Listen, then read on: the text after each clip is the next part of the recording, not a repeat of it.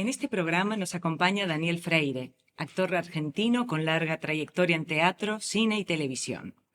Residente en Madrid desde 1999, trabaja con directores de escena como Rafael Garzaniti, Jesús Cracio, Juan Luis Iborra, Mario Gas o Manuel Galeana.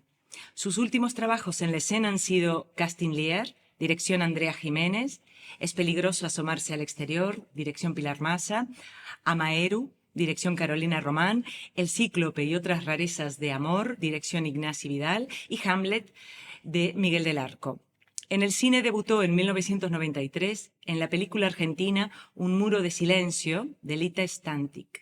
A partir de ese momento obtuvo numerosos papeles en películas argentinas y españolas, pudiendo destacar su participación en Lucía y el sexo, de Julio Medem, El niño de barro, de Jorge Algora, Masala, de Salvador Calvo, y Viceversa, Miguel Alcantut, Campeones, Javier Fesser, El año de la furia, Rafa Russo, La piedad, Eduardo Casanova y Alemania, de María Zanetti.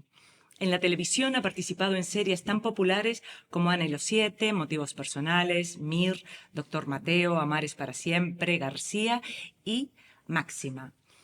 En la 15ª edición de los Premios de la Unión de Actores se alzó con el galardón a Mejor Actor Protagonista de Teatro por su interpretación en Bent, dirección Gina Piccirilli. Muchas gracias, Daniel, por compartir este tiempo con nosotras. Muchas gracias a ti. Daniel, ¿por qué teatro? Mira, yo creo que dije teatro que me salió porque yo en realidad soñaba con ser bailarín y cuando se lo tuve que decir a mis padres a los 9 años, me salió teatro. Quiero ser actor de teatro y yo, como vivía en el interior de la provincia de Buenos Aires, no tenía muchas referencias con respecto al teatro. Había visto una sola cosa, que era una versión de un texto de Oscar Wilde. Y bueno, dije teatro porque lo de bailarín me parecía demasiado fuerte. Y, y después creo que fue lo que me enamoró. El teatro, esa exposición tan, tan terrible, ¿no? Tan descarnada sobre una tabla que no te permite volver atrás. Me pasa algo siempre que hago teatro, que no me siento capaz, soy miedoso, con cualquier personaje. Pero hay algo que me ocurre, yo quiero ser carnicero antes de llegar al teatro, al ámbito, ¿no? Sin embargo, una vez que entro al escenario, no sé por qué, yo lo que siento es una mano en la espalda que me empuja y que no me deja volver atrás. Y tampoco tengo ganas de volver atrás, quiero seguir, como salga. Y ese abismo al que te expones te provoca un vuelo maravilloso, maravilloso, del que me enamoré y del que no quiero salir. ¿Cómo fueron esos inicios en formación? Bueno, mis padres, mi papá era camionero y mi mamá ama de casa, ayudante de cocina, peluquera, bueno, mil oficios que fue buscando para aportar un dinero para darnos de comer.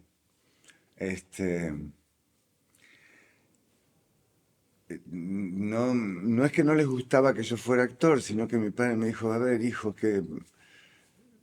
¿de qué vas a vivir? ¿No? ¿Con qué te vas a ganar la vida? Y entonces, como yo veía que había una resistencia, pero no el ser elegido por mí, sino las posibilidades que eso me iba a dar en la vida, yo con la excusa de ir a visitar a mis abuelos, que estaban a 100 kilómetros de distancia, en una ciudad que se llama Bolívar, y a la que bajaba un profesor de teatro que daba todos los fines de semana clases allí, yo me iba con la excusa de visitar a mis abuelos, a hacer mis clases y así empecé. Y hice mi primera experiencia incluso después como final de clase, haciendo El Principito. Yo hacía el aviador. Y y bueno, no me desenganché más de lo que me pasaba. También incursionaste en periodismo. Sí, bueno, esa fue cuando yo me iba a estudiar, después de terminar el secundario, que me iba a estudiar a la facultad o a la universidad, este, les dije a mis padres que iba a hacer periodismo. Pero periodismo como buscando esa salida económica que mis padres me pedían, ¿no? Esa posibilidad de ganarme la vida. E hice 2 años y medio de periodismo y a los 2 años y medio dejé, después de una experiencia muy rara. Yo creo mucho en las señales de la vida, ¿no? Y me pasé una semana y media que me levantaba a las 8 de la mañana para ir a la facultad. Y cuando reaccionaba frente al café con leche y la tostada que me había hecho para desayunar, eran las 11:30, 12 menos cuarto. Entonces a la semana de estar pasándome esto sin que nadie me retuviera, dije, creo que esto me está diciendo algo. Y directamente dejé y seguí mis clases de teatro, que ya las había empezado paralelamente, ¿no? En la Escuela de Teatro de la provincia de Buenos Aires. Y bueno, dejé periodismo y me metí de cabeza en el teatro. En este Y aquí viaje. estamos. Daniel, decías que una de las primeras obras que te impactó fue la de Oscar Wilde. ¿Qué recuerdas de ella? No sé qué fue lo que me impactó en sí. Yo creo que fue ese relato que después al leerlo me provocó las mismas cosas, ¿no? Pero fue El Príncipe Feliz y ese vínculo entre este pájaro que volvía a verlo y, no sé, fue ese nivel de sensibilidad lo que a mí me despertó un querer estar ahí arriba. Em, no sé por qué por primera vez en mi vida dije, ay, si yo hiciera eso, lo haría de esta manera, ¿no? Sin saber, ni tenía elementos técnicos como para manejar y saber qué tenía que hacer, pero no sé, me llamó la atención eso de, si yo estuviera ahí, haría tal cosa. Y eso fue como que me despertó una llamita ahí, un interrogante, a ver cómo se busca esto, y me metí. Eres muy lector. Sí, ¿Cuáles son tus influencias artísticas, tus referencias? yo creo en la literatura mucho, mucho. Eh, Sobre todo por los mundos que te abren, ¿no? Sean reales o ficticios, históricos o inventados, este, el mundo que te abre de posibilidades. Y esa capacidad que tienen los escritores de pronto armarte un personaje sin saber, sin tenerlo delante, ¿no? Y verlo. Y entonces, a mí la literatura me sirve mucho para buscarle una gestualidad, una forma de estar, un caminar, un color con el que identificarme en cada personaje que busco, ¿no? Eh, Quizás los colores son los que más me, me acercan a un personaje. La forma de andar, todo eso lo he construido a partir de la literatura. Luego, claro, hay otros medios como el cine o el teatro que ves, que te van dando elementos, ¿no? Ver un buen trabajo de un actor hace que encuentres en él cosas que te gustaría luego rescatar para otros momentos. Este, y de pronto yo le hago pequeños homenajes a esos actores que he visto en mis trabajos. Pequeños homenajes que nadie se da cuenta, son míos, privados y hasta insignificantes quizás para otro. Pero para mí tienen mucho valor. No sé, me dan seguridad en lo que estoy haciendo. Llevas desde el 99 en Madrid.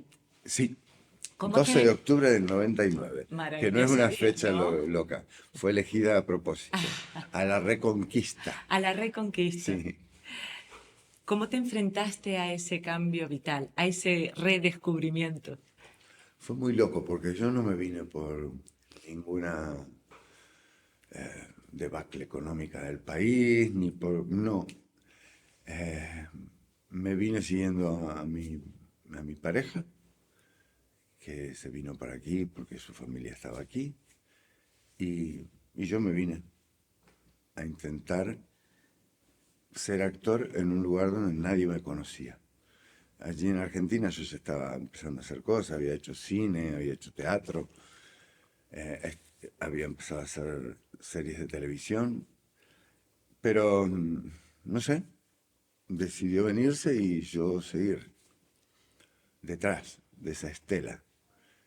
Y quizás esta ausencia de ansiedades por conseguir un trabajo ya, la contención de una familia, que si bien no era directamente la mía, era una contención familiar, este, me hizo estar tranquilo y, y esa falta de ansiedad hizo que todo fluyera de una forma muy rápida. Yo no tuve grandes dificultades aquí para empezar a trabajar, primero en publicidad, claro, porque es lo más rápido, pero a los 3 meses y medio estaba haciendo una gira de teatro con una obra que yo hacía en Argentina y a los 4 meses me salió mi primera película, que fue muy gracioso, porque se había pospuesto esa película, que era Sagitario, y entonces el actor argentino, que era Daniel Kuznieka, que lo iba a hacer,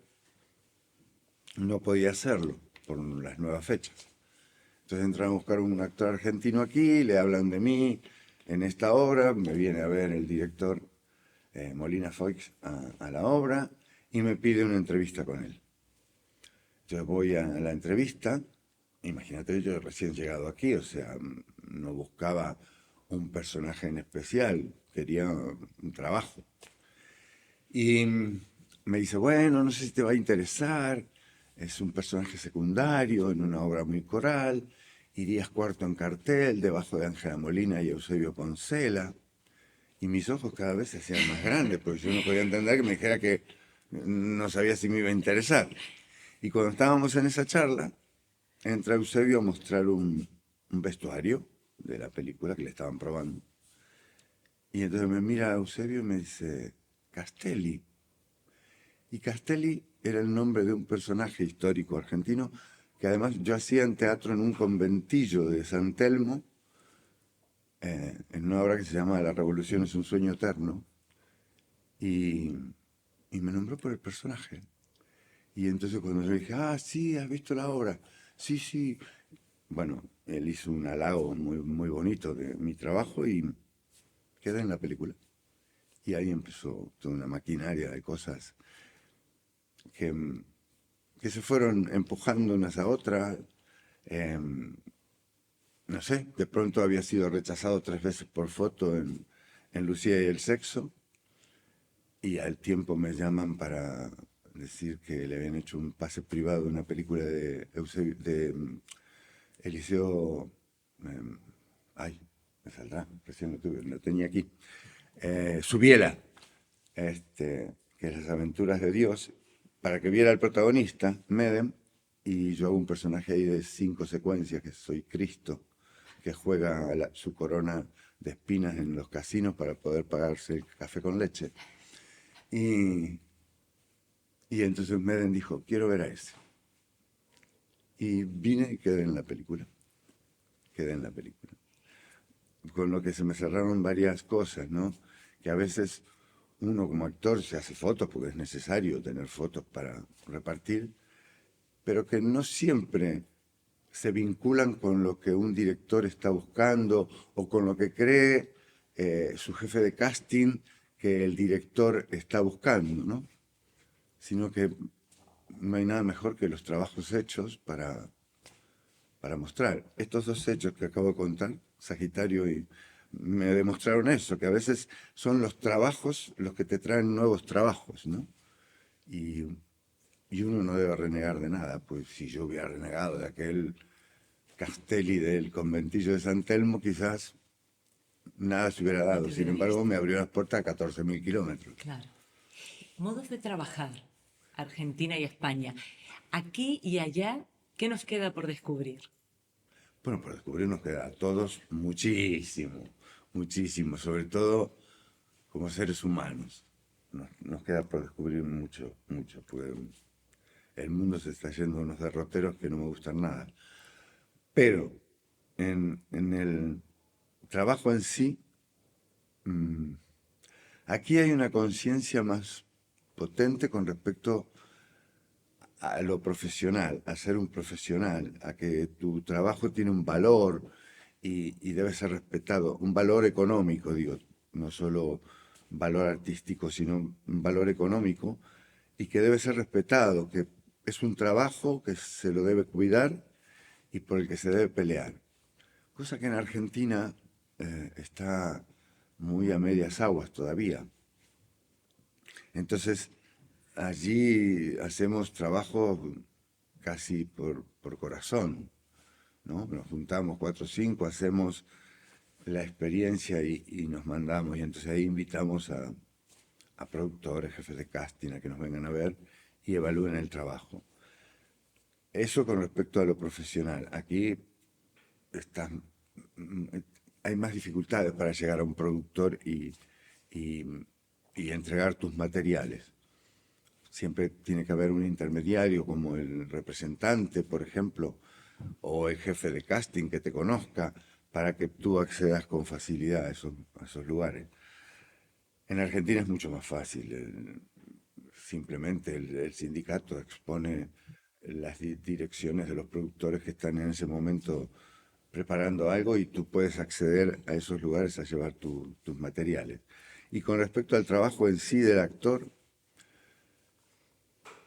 yo creo que en Argentina ha habido un desarrollo mayor y con más conciencia de lo que es la pedagogía teatral. Por lo tanto, los actores tienen una formación en el juego mucho más grande, que aquí se ha empezado a desarrollar con mucha lentitud después, ¿no? Pero, pero aquí hay un trabajo más fuerte con respecto a cómo se producen las cosas. En Argentina es más fácil de armar un proyecto porque lo ensayas en el garaje de la abuela, en el cuartito de atrás de la casa de un compañero armas la escenografía o el vestuario. Aquí por todo tienes que pagar, por lo tanto todo es mucho más costoso. Pero también la exhibición aquí te da una devolución económica que puede compensar. En Argentina, si bien hay un público muy, muy necesitado de ver teatro y va y concurre a las salas, incluso las alternativas, vivir de eso es mucho más dificultoso, mucho, mucho más. Una gran diferencia para mí con respecto a la forma de exhibir el teatro y de hacer aquí es que en Argentina es muy fácil encontrar a una Norma Leandro, por ejemplo, por dar un nombre muy conocido, los de jueves o de miércoles a domingo en un teatro oficial haciendo octubre y no, agosto se llama la obra, agosto, y los fines de semana o los lunes o un martes en una sala alternativa haciendo un monólogo de Chekhov o un pequeño relato de Chekhov que lo ha convertido en monólogo. Entonces esto hace que las salas alternativas tengan un público que confía en ir a esos lugares, porque de pronto te encuentras a una gran figura o a 5 actores desconocidos que están haciendo un trabajo, porque la sala también les exige a ellos, justamente por todo lo que les ofrece, un material potente, ¿no? En cambio aquí, si bien hay muchas salas de mucho prestigio alternativo que son importantísimas y a las que yo voy con mucha continuidad, es más difícil ver a una gran figura en una sala alternativa. No es fácil encontrarlas. Generalmente están en los teatros oficiales o comerciales, Sí. más que nada. Pero no en las alternativas. Y eso creo que dificulta que las salas alternativas se conviertan en una referencia real, ¿no? Hablemos sobre tu primera cita con el texto, el encuentro, con el texto o con la idea. Sí. ¿Tienes alguna manera de trabajar? ¿Cómo es tu proceso de creación? Yo empecé diciendo que era muy miedoso, mucho. Entonces, cuando yo leo un texto, generalmente me cuesta verme en el personaje que me han dicho que soy, o si tengo que descubrir qué personaje, no me veo en ninguno. Pero hay un primer acercamiento a él en la primera lectura, ¿no? Yo hago una primera lectura y después hablo con el director o con la directora o me acerco más a cómo es el proyecto que está en la cabeza de ese director. Primero necesito la lectura. Una vez sabida la lectura y qué personaje soy, voy con todas mis dudas y mis miedos a plantearle al director y generalmente el director me dice frente a mi planteo de que yo no soy capaz de hacer eso, me devuelve bueno, eso déjamelo a mí, que yo lo voy a decir. Y no es algo que tengas no es tu métier. No es No es tu trabajo decidir si tú lo puedes hacer o no. Y después, no tengo una metodología realmente.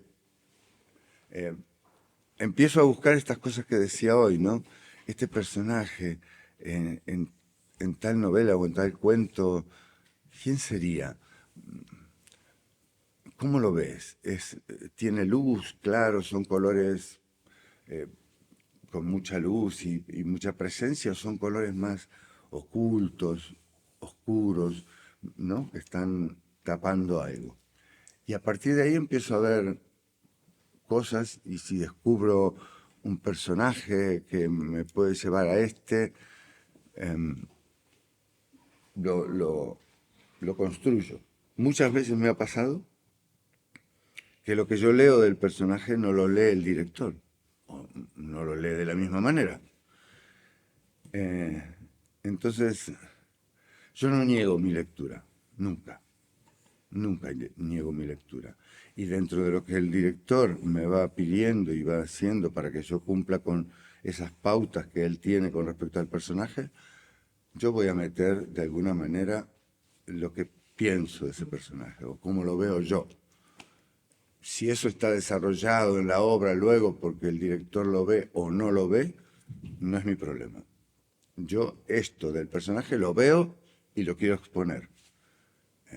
Me ha pasado muchas veces, últimamente más. Pero bueno, no sé, yo también trabajo con el juego en el trabajo con el director hace que yo descubra finalmente el personaje. Yo no puedo ir con muy pocas veces voy con una propuesta mía de cómo quiero. Mi lectura está, pero no tengo una propuesta definida de personaje. Nunca. No lo sé hacer. No tengo determinado este personaje quiero que... No, lo voy descubriendo en el trabajo con los otros, ¿no? Con el director, el escenógrafo, el vestuarista. Ellos me dan muchísimos elementos para trabajar. Pero claro, ese trabajo viene después. Por lo tanto, si yo voy con algo muy cerrado, puede chocar con alguna de estas cosas. En mi caso, es lo que me pasa a mí. ¿Eh?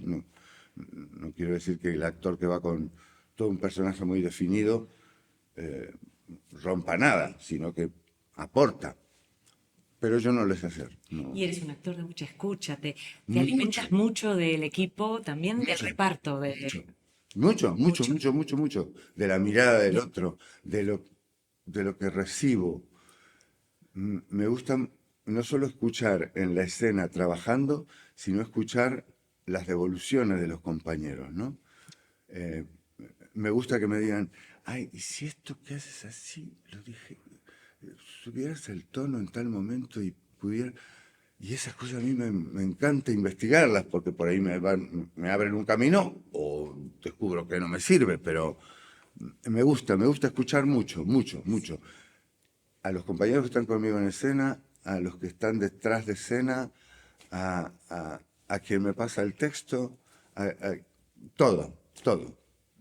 Y en cuanto a la imaginación, ¿de qué te alimentas? ¿Tienes algunas imágenes que sean recurrentes y que regreses como punto germinal para tu creación? Tengo muchas, pero en los trabajos trato de no meterlas, porque como justamente, vuelvo a lo mismo, como soy muy miedoso, por ahí creo que voy a teñir de cosas que no le corresponden. Entonces, si en el proceso de trabajo yo descubro que algo que está en mi mundo me sirve para, lo voy a poner. Pero yo parto de una cosa que decía mi maestro, uno de mis maestros, Raúl Serrano, que decía, cuando tú sientas que en un estado conseguido en una escena estás ya instalado y empiezas a sentirte cómodo, busca el opuesto inmediatamente, porque si no te vas a aburrir tú y vas a aburrir. Nunca hay que estar cómodo en ningún lugar.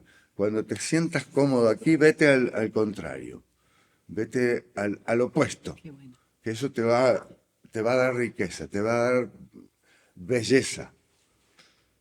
Y no siempre es fácil, claro, descubrir cuando estás instalado, cuando estás cómodo en algo e irte al contrario. Pero yo intento repetir esas cosas. Entonces, justamente por esto mismo, a veces no recurro a imágenes que tengo en mi cabeza o cosas que me hicieron saltar la primera vez, porque muchas veces es como las drogas, ¿no? Si tú buscas en la segunda o tercera vez que consumes la misma sensación que te provocó la primera, mal vamos, porque no va a aparecer. El oficio del actor es una forma de jugar toda la vida. ¿Qué representa el juego en tu trabajo? Mucho. Por eso a veces cuando el director tiene un personaje muy armado en su cabeza con respecto a lo que estoy haciendo yo, me cuesta horrores. Primero porque yo no sé nunca lo que tiene en la cabeza el otro, jamás lo sabré. Por más que me lo explique, no lo sabré. Y segundo porque se me rompe el juego. Si yo tengo que armar algo que ya tiene en la cabeza el otro, como yo desconozco eso, no sé cómo armarlo. Yo puedo armar a partir de mí y él puede ver con lo que yo doy cómo me lleva a su lugar. Pero si las cosas están tan claras en la cabeza de dirección, por ahí yo no me siento capaz de poder construirlo. Y de tácticas y estrategias.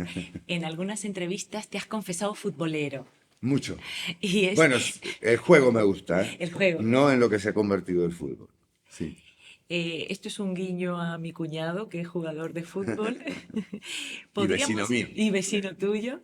¿Podríamos encontrar similitud entre el juego, el fútbol y el teatro? Sí. Bueno, vuelvo a mi maestro, a Raúl Serrano. Él decía siempre que el texto son las líneas blancas de la cancha.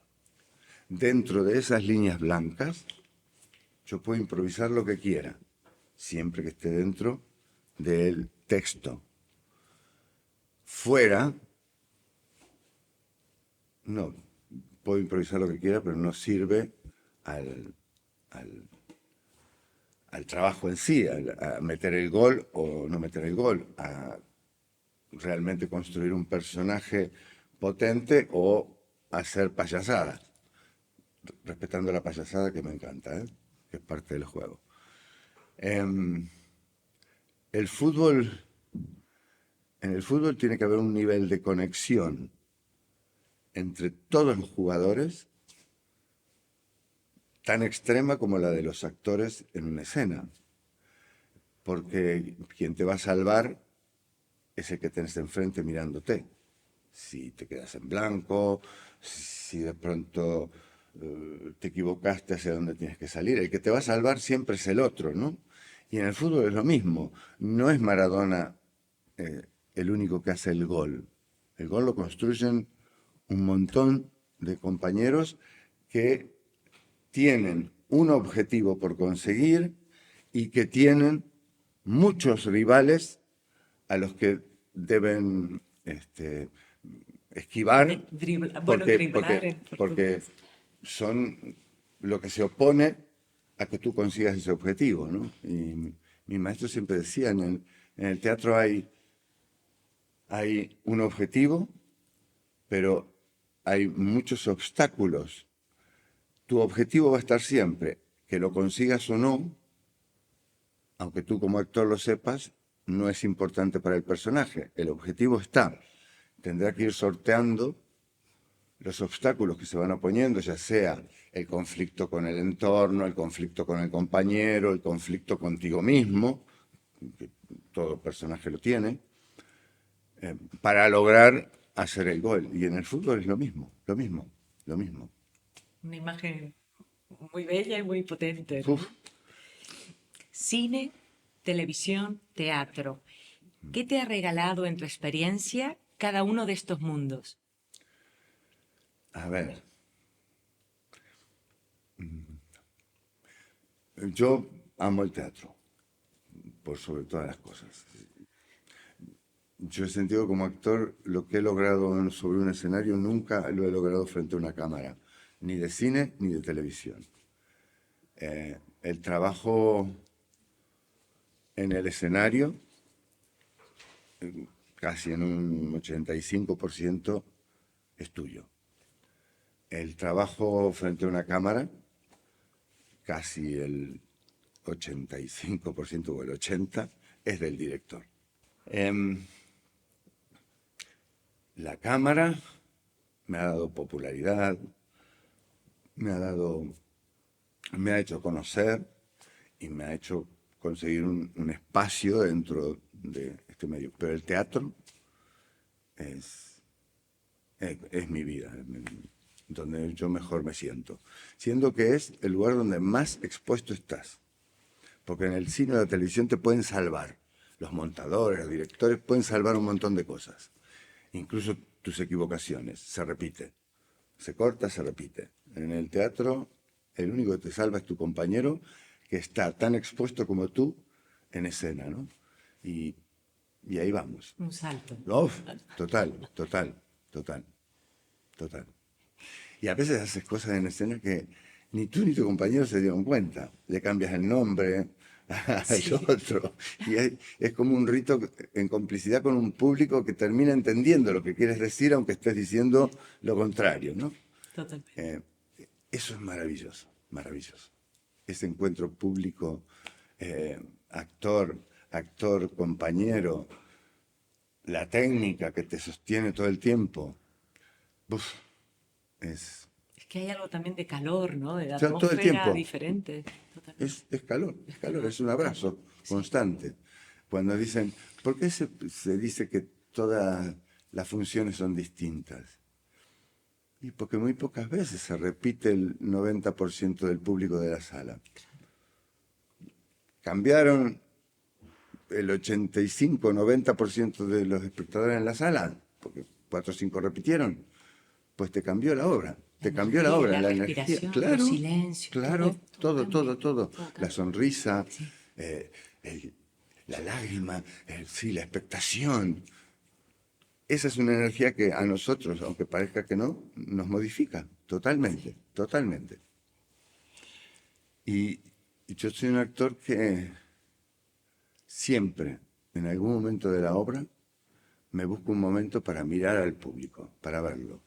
No ver uno determinado, sino ver el público. Me da mucho terror esos escenarios que la parte de platea es negra y no ves nada. ¡Wow! Yo necesito ver que ahí hay gente y cabezas. Claro que si está vacío el teatro es porque nadie ha ido, suspendemos. Carolina Román Uf, expresó sobre su obra Amaeru: crear esa obra tenía como punto de partida el vínculo con el otro, sí. y en ella la construcción del personaje ha sido desde lo personal. ¿Cómo enfocaste ese viaje? Uf, fue muy bonito, muy, muy, muy bonito. Eh, Primero que la obra que me pasa a ella, escrita por ella, no, en muchos aspectos no tiene nada que ver con lo que terminamos haciendo. Mi personaje, sobre todo, cambió absolutamente. Amaeru es un término japonés que es la unión entre un adjetivo y un verbo, que son aquellas personas, o sea, ellos dividen a los seres humanos entre los que viven su vida ofreciéndose a los otros para servir y los que permiten ser servidos, ¿no?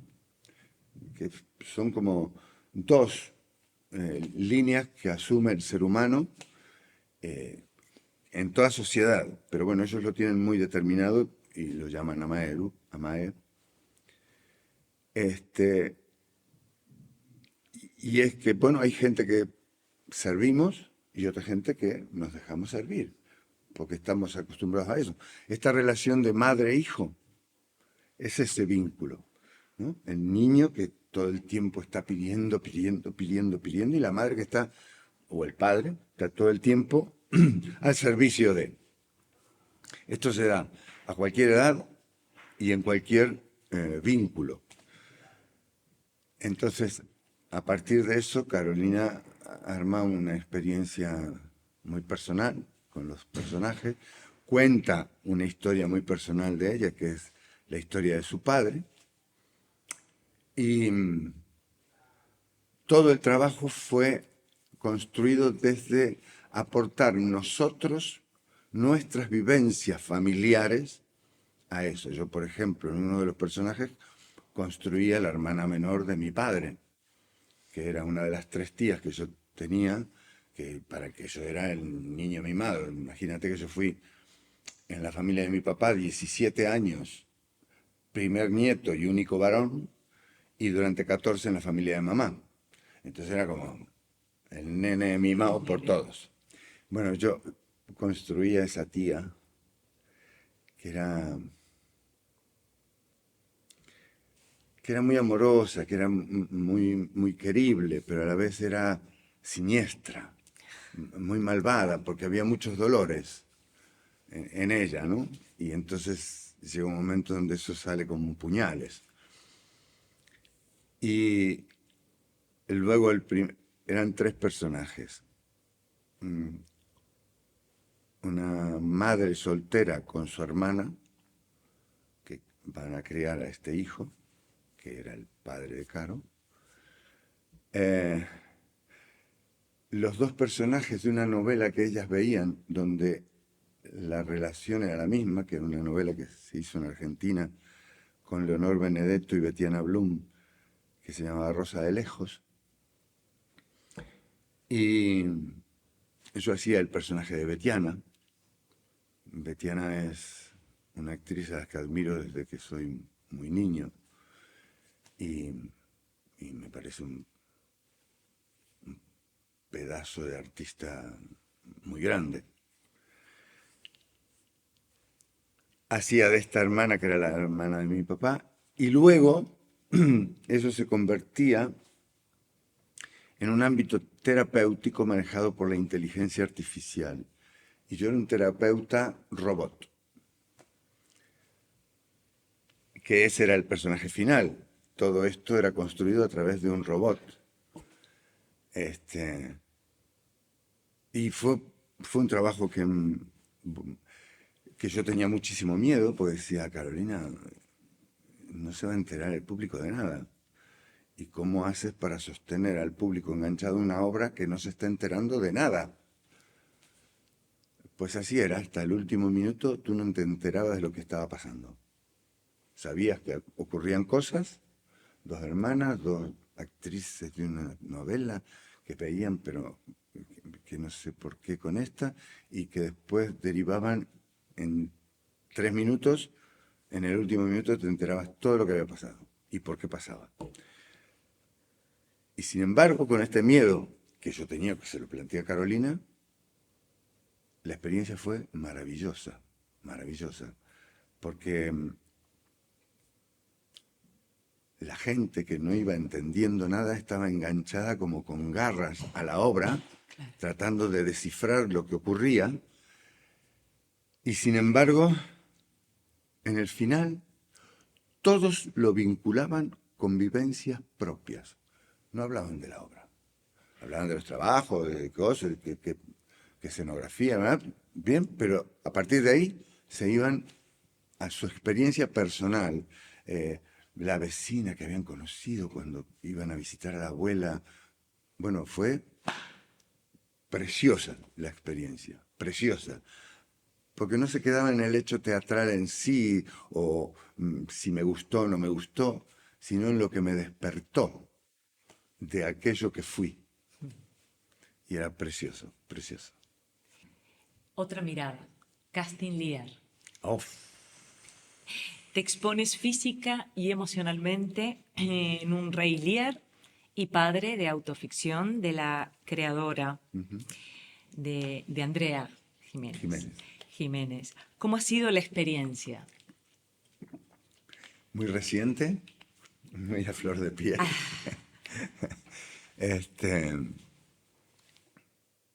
Fue fascinante, fascinante. Ir a atravesar ese momento, ese espacio vacío, como ella misma explica en el inicio de la obra, del que habla Peter Brook, que el teatro es un ser humano cruzando un espacio vacío, eso ya es teatro. Ese espacio vacío, que a veces te genera mucho terror, porque es un abismo. No sé, yo me lancé como en caída libre, absolutamente. Transité una cantidad de emociones, de situaciones,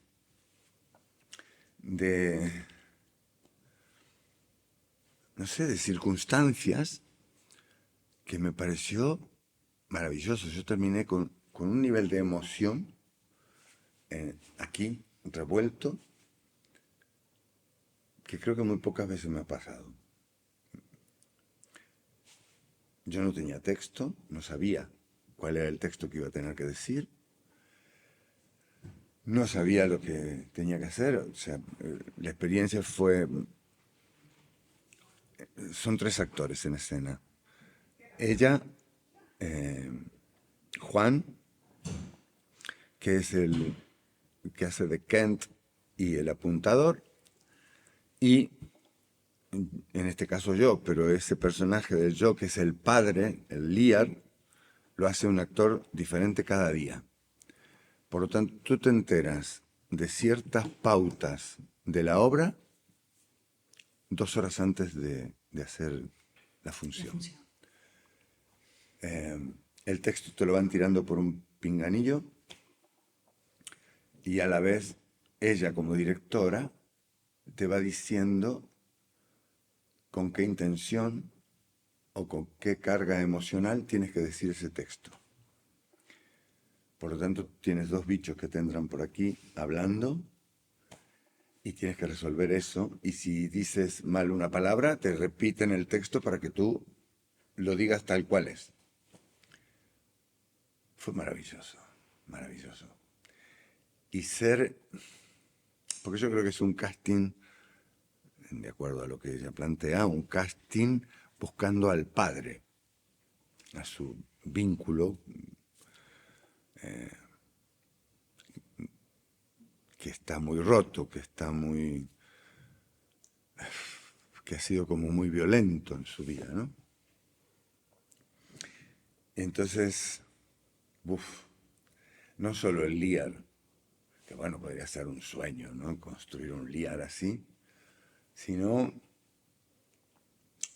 en resolver ser ese padre tan ausente, tan dañino en la vida de ella para que ella pueda hacer un exorcismo de ese monstruo que se le ha metido dentro, ¿no? Tenemos también allí una Cordelia y un bufón. Sí, sí, sí. Cordelia y el bufón lo hacen ella también, Andrea. O sea, ella hace la directora, Cordelia y el bufón. Y la explicación que hay, o que da ella, y que me parece muy acertada, es que los únicos dos que le dicen la verdad a Lear son Cordelia, su hija menor, y el bufón. Los demás le mienten todo el tiempo, lo adulan. Bueno, hay otros personajes que dicen ciertas verdades, pero con una pátina de adulación, ¿no? Y ella cuenta que generalmente en la historia del teatro se dice que esos personajes los interpretaba el mismo actor en el siglo XVI. Y entonces ella aquí interpreta a los dos. Y fue un viaje precioso, precioso. El que yo le tenía muchísimo miedo, porque claro, ir a un lugar donde no sabes qué vas a decir, si tienes que construir un personaje, si lo tienes que armar, si cómo es, porque tú tienes una imagen, quieras o no, una imagen de Lear, que puede estar equivocada, pero tú tienes, ¿no? En realidad la obra habla de la vejez y de los vínculos más fuertes de padre e hija, ¿no? Él con sus 3 hijas y cómo se desarrollan esos vínculos. Este hombre que además era un déspota y es un egoísta y que solo quiere que le hablen del amor que le sienten y bla, bla, bla, que sienten por él y bla, bla, bla. Pero, ¿Y el perdón qué papel juega? muy fundamental. Un perdón que ella necesita buscar y dar, pero un perdón al que ella también se resiste a que pueda tener una forma fácil de salir o de resolverse con la, con la soltura con que se resuelve en Shakespeare, ¿no? Porque en definitiva el perdón que ella le otorga a él es más una búsqueda del yo que hace Lear, ¿no? Quiéreme, adúlame, perdóname, todo es él. Y en muy pocos momentos tiene en cuenta, o casi nunca, a ella, ¿no? Es un perdón egoísta, muy egoísta. Siguiendo con Lear, ¿qué te hace a ti invocar a la tormenta?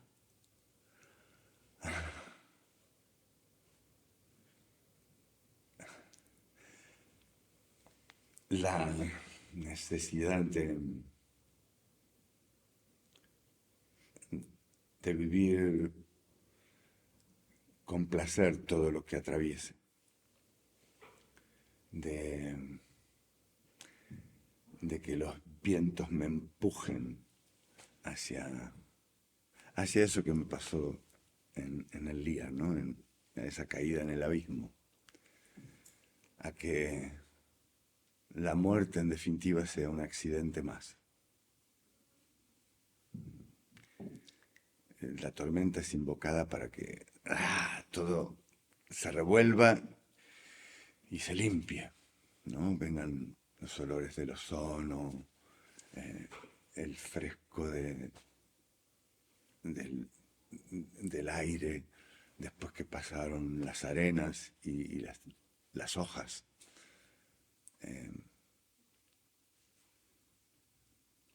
Después de la tormenta siempre viene la calma, ¿no? Eso es lo que busco, la calma, el placer, el poder experimentar con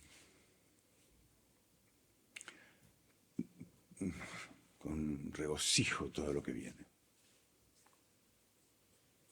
Sí. Una tormenta potente, pero que detrás hay una luz acogedora. En una entrevista a Ainhoa Castells en El País, expresabas que como actor me pasa que una vez que termino una obra necesito salir rápido del teatro, no porque me vaya a quedar el personaje dentro, sino porque ya lo viví y me lo quiero quitar de encima. ¿Cómo es tu proceso de desprendimiento, de dejarle marchar? No es un proceso tortuoso, al contrario, es muy fácil. Cuando esto que le dije a ella en la entrevista es más que nada durante las funciones. Yo después de la función no me puedo quedar 15 minutos en el camerino relajándome. No, necesito salir a la calle, tomarme una cerveza o irme caminando a mi casa. Porque ya está, ya lo hice. En todo caso, evaluaré en el camino qué cosas me faltaron, por dónde me equivoqué, qué camino no tomé. Pero desprenderme de un personaje no me es tortuoso, es muy fácil. Cuando termino de hacer una obra, que se termina, último día baja el telón definitivamente, seguramente si al otro día me preguntas algo del texto, yo ya no lo recuerdo, no lo sé. Se me fue. Y si tengo que retomar esa obra con el tiempo, habrá que volver a ensayar o estudiar el texto. Ya no lo estudiaré de la misma manera que lo estudié la primera vez, pero tengo que reforzarlo, porque hay cosas que se me fueron ya. Se me fueron. Por ahí, si empiezo a transitar las acciones que el personaje hacía, entonces sí puede aparecer parte del texto, pero no aparecerá toda porque yo me lo quité de encima. No sé por qué. Se fue. En los cuadernos de notas, las memorias de Adriano, Marguerite Yourcenar escribe: ¿qué es Hécuba para él? Se pregunta Hamlet en presencia del actor ambulante que llora por Hécuba. Y Hamlet no tiene más remedio que reconocer que ese comediante que derrama lágrimas auténticas ha logrado establecer con esa muerte 3 veces milenaria una comunicación más profunda que la de él mismo con su padre enterrado la víspera. ¿Qué es Hécuba para ti? Es la magia. Es la magia. Es ese momento del que hablaba, de comunicación, esa energía que te viene de un lugar que parece que no están ni siquiera haciendo algo para enviarte energía y a ti te llega y te llena de... La écuba es esa tercera pata que necesita el teatro, ¿no? Soy yo, el espacio y el que me ve allí. Es la que me está aportando ciertos niveles de magia para que yo vuele y bueno, y tenga un final como debe ser. Daniel, llevas alrededor de 50 obras de teatro y las que te quedan, dando tantas vidas a tantos personajes. ¿Qué personaje está ahí esperando a Daniel? Ay, ojalá hubiese muchos. Yo qué personaje me espera no lo sé. No lo sé. Incluso si la pregunta fuera, oh, ¿qué personaje te gustaría ser? Yo tampoco lo sé. No lo sé.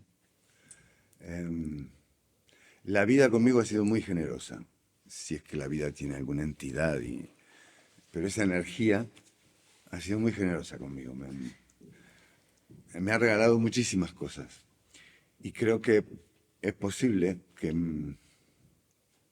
que haya muchas cosas bonitas esperándome y espero recibirlas con mucho amor y con energía fundamentalmente. Porque en realidad mi peor enemigo he sido yo. Lo que no he conseguido, lo que me ha costado conseguir, todo ha sido por incapacidades mías, por no saber resolver, por miedos particulares. Pero la vida me ha ofrecido muchas cosas con mucha facilidad, en bandeja, cosa que a mí me da mucho terror. Cuando algo te viene muy fácil, me llena de terror. Cuando se me dificulta la tarea en encontrar lo que quiero, parece que fuera como un premio mayor, ¿no? Pero no sé qué personaje me estará esperando. Siempre, si me está esperando, seguramente será muy bonito y estará lleno de cosas de las que tengo que aprender. Porque eso sí, ¿ves? Con lo que me quedo de los personajes cuando me los quito de encima es con aquellas cosas que me enseñaron. Un personaje siempre te, te presenta un espejo para que tú transites otra vida, que no es la tuya, ¿no? Y lo más rico del actor me parece que es desprenderse de de su personalidad para poder asumir otras. Y esto puede ser desequilibrante o puede ser enriquecedor. En mi caso, hasta ahora, ha sido enriquecedor. Seguramente con el paso de los años mi cabeza empiece a flotar y a derivar por la locura, y entonces también será bienvenida, ¿no? La locura de Liar, por ejemplo. En una entrevista, Mauricio Cartún dice, el teatro perturba, esa es su garantía de supervivencia. ¿Qué reflexión te provoca eso? Pues yo creo que es así, que el teatro es provocador en cualquier aspecto, en tus fibras personales, en lo social, en, en todos los aspectos. Tiene que ser perturbador. Si no es perturbador, es posible que no genere nada, que no encuentre del otro lado a alguien que lo esté esperando con avidez. El teatro tiene que transformarme, tiene que transformar al otro, tiene que romperle las estructuras para que vea una posibilidad diferente de la vida, ¿no? Porque a veces los seres humanos nos aferramos a lo conocido, porque es lo conocido y por donde podemos manejar nuestra vida, y por ahí nos estamos perdiendo un camino de transformación que nos derivará hacia otra cosa, pero que en esa deriva vamos a llegar a un punto que por ahí estamos más ricos, ¿no? Más llenos, más completos. Y, y el teatro tiene el arte en general tiene que ser perturbador. Tiene que hasta incomodarme. Incluso la risa, ¿eh? Incomodarme. Es, Dios, si es que existe.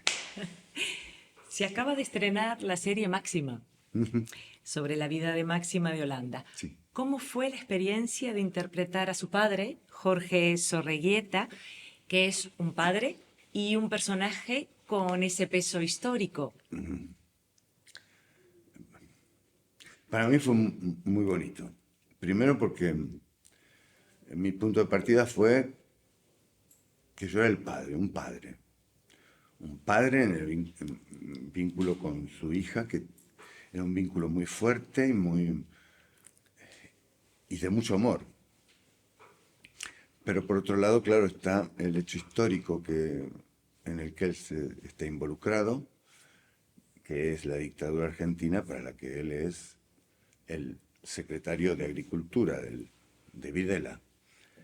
que esto marca mucho, ¿no?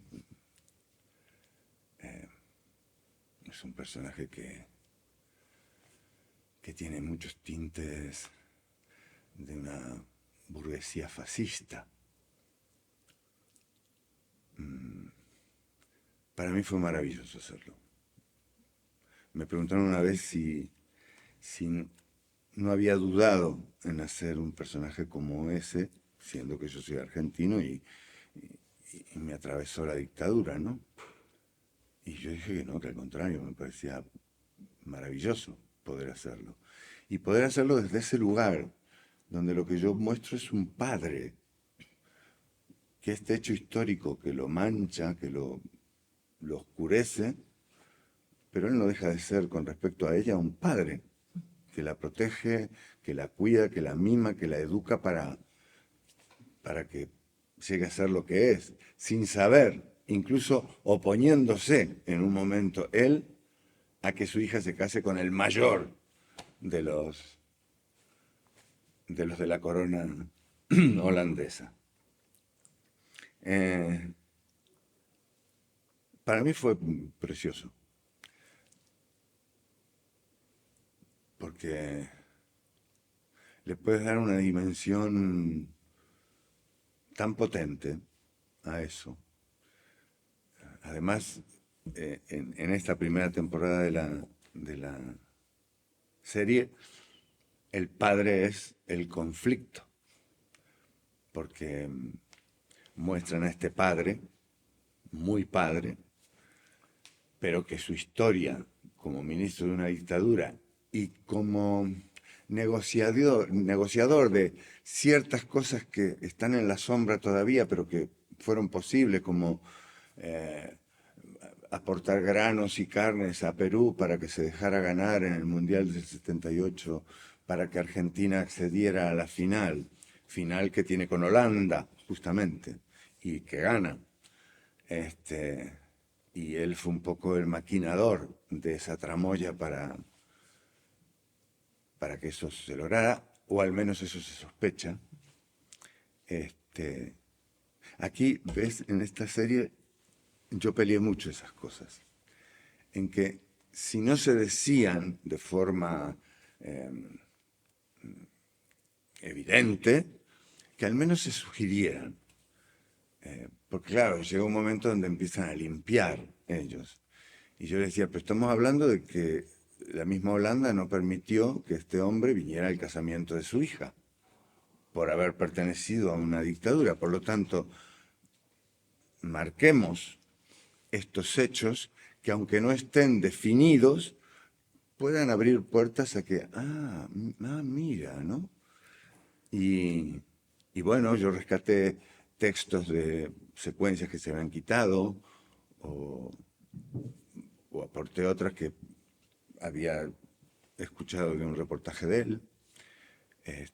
Y sobre todo, el generar un vínculo con su mujer que no fuera solo él, padre, el que tuviera sino que fuera un matrimonio sólido que todo lo discutía previamente para poder asumir una posición frente a las cosas, ¿no? Y bueno, para mí fue maravilloso hacerlo, maravilloso. Lo que cambió ayer tendrá que cambiar mañana, así como cambio yo Mercedes. en esta tierra lejana. ¿En qué ha cambiado a lo largo de estos años Daniel Freire? Todo cambia, todo cambia. Em,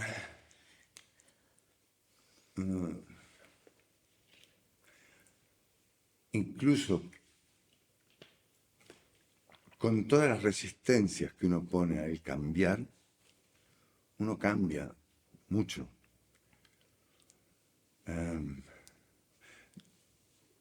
Tal vez mi búsqueda fue siempre hacer teatro o ser actor y no el ser conocido o famoso o reconocido. Pero si eso viene de la mano del ser, bienvenido sea, ¿no?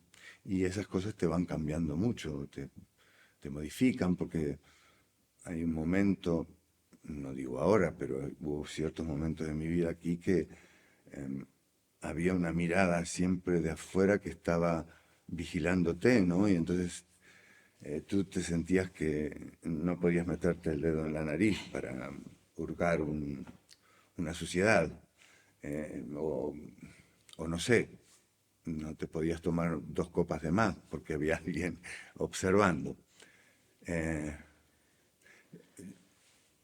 Yo he cambiado mucho, pero no creo que tanto. No creo que tanto. En lo esencial creo que sigo siendo el mismo tonto. Sí, el mismo que quiere a todo el mundo, que le encantan los abrazos. Aunque ahora está difícil, porque pueden ser mal interpretados. Pero me encantan los abrazos, me encantan. Me gustaría acabar con un pasaje de Julio Cortázar, ¡Ay, Julito! de historias de cronopios y de famas. Un cronopio encuentra una flor solitaria en medio de los campos. Primero la va a arrancar, pero piensa que es una crueldad inútil y se pone de rodillas a su lado y juega alegremente con la flor. A saber, le acaricia los pétalos, la sopla para que baile, zumba como una abeja, huele su perfume y finalmente se acuesta debajo de la flor y se duerme envuelto en una gran paz. La flor piensa, es como una flor. Mil gracias, Daniel. Es un placer tenerte aquí y compartir este espacio de encuentro, por disfrutar escucharte y disfrutar tu mirada y tu ternura. Muchas gracias. Nos vemos la semana que viene. ¿Es o no es? Mientras tanto, vayan al teatro.